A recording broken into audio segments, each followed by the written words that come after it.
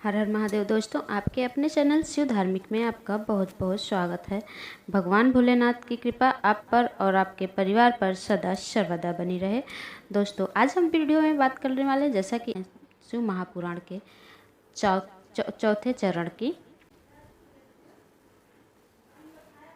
धारणा पारणा मासोपवास व्रत और रुद्र व्रत वर्णन में सुगंधा का आख्यान। ईश्वर बोले, हे सनत कुमार, अब मैं धारण पारण व्रत का वर्णन करूँगा।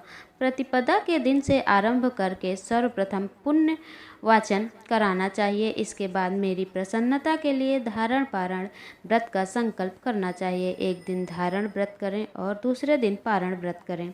धारण में उपवास तथा पारण में भोजन होता है। श्रावण मास के समाप्त होने पर सबसे पहले पुण्य वाचन कराना चाहिए। इसके बाद हे मानद, आचार्य तथा अन्य ब्राह्मणों को वरण करना चाहिए। तत्पश्चात पार्वती तथा शिव की स्वर्ण निर्मित मूर्ति को जल से भरे हुए कुंभ पर स्थापित कर रात में भक्तिपूर्वक पूजन करना चाहिए तथा पुराण श्रवण आदि के साथ रात भर जागरण करना चाहिए।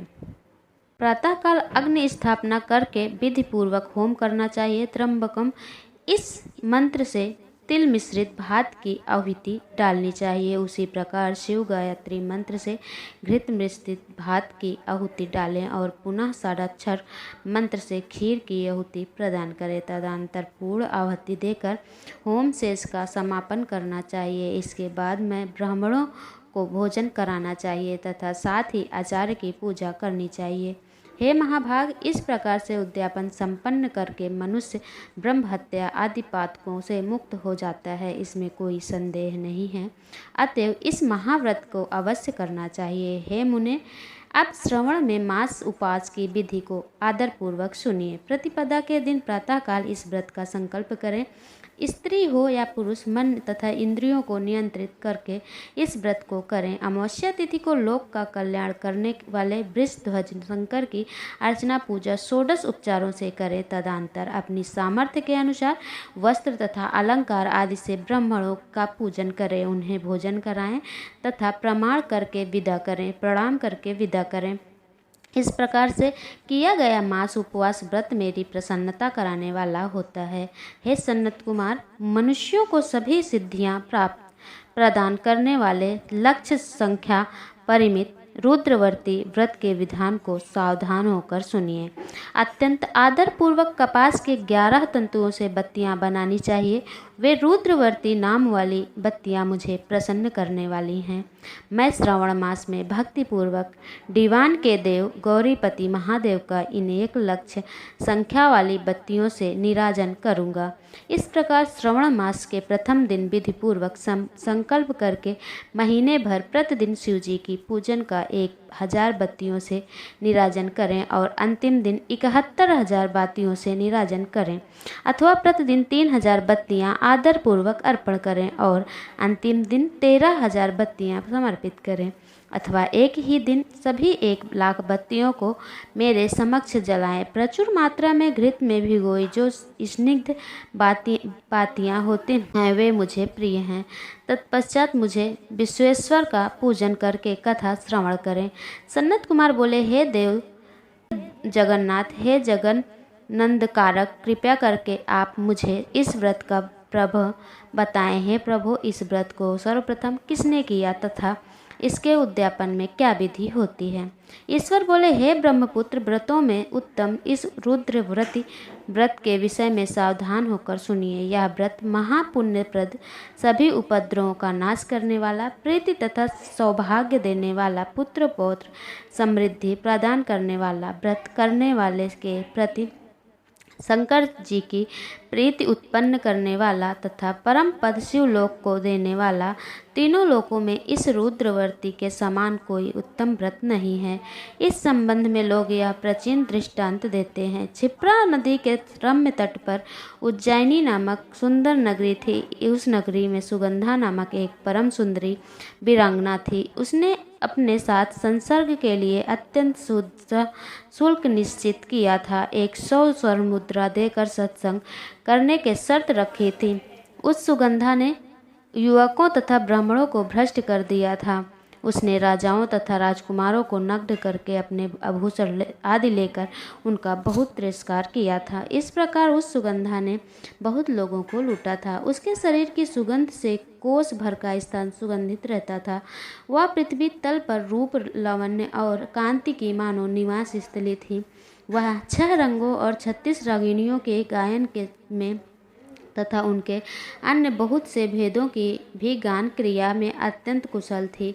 वह नृत्य में रंभा आदि देवांगनाओं को भी तिरस्कृत कर देती थी और अपने एक एक पग पर अपनी गति से हाथियों तथा हंसों का उपहास करती थी। किसी दिन वह सुगंधा कटाक्षों तथा भौं चलान के द्वारा काम बाड़ों को छेड़ती हुई क्रीड़ा करने के विचार से क्षिप्रा नदी के तट पर गई।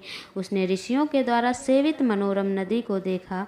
वहाँ कई विप्र ध्यान में लगे हुए थे तथा कई जप में लीन थे, कई शिव अर्चना में रत थे तथा कई विष्णु की पूजन में तल्लीन थे।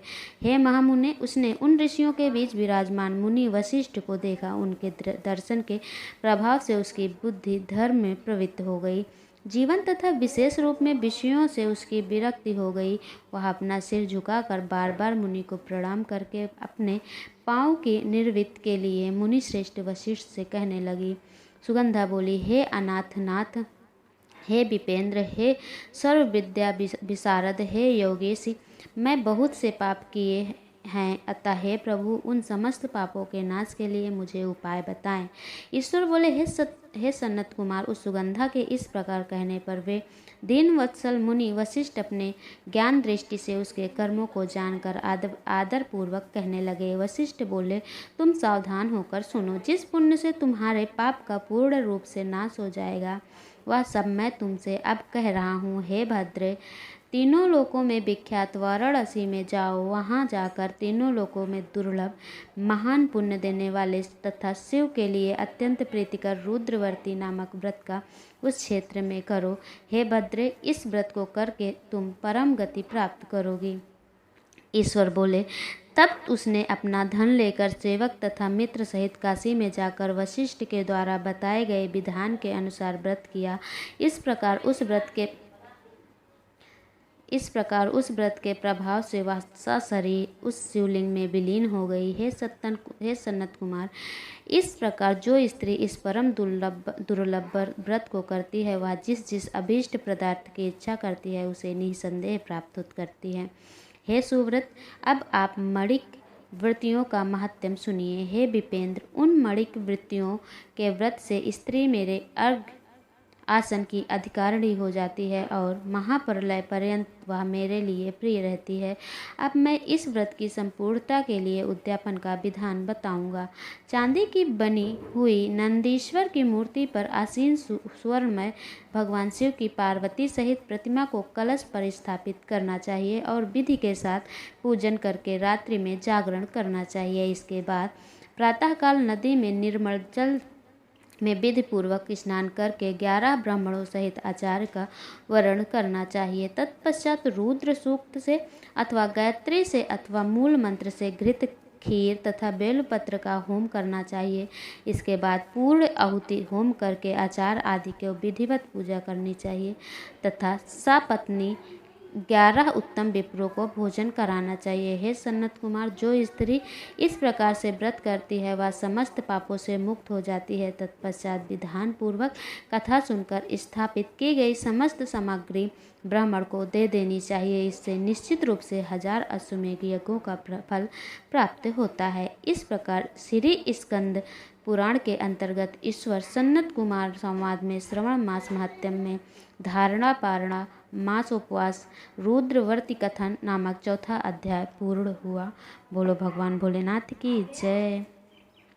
दोस्तों, मिलती हूँ मैं नेक्स्ट वीडियो में नेक्स्ट अध्याय के साथ। तब तक के लिए नमस्कार।